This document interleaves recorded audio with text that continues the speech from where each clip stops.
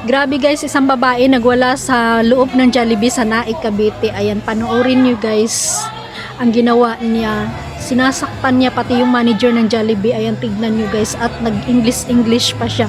Panoorin nyo to guys. Ayan, tignan nitong babae na to. Na hindi malaman kung anong dahilan bakit siya nagwala dun sa loob ng Jollibee. Ayan, tignan nyo guys.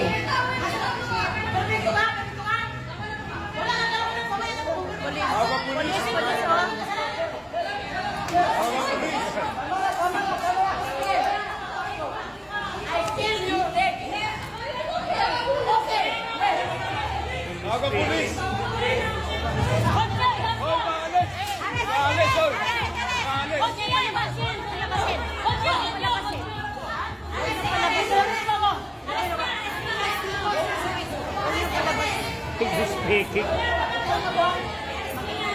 Galing ibang bansa yata.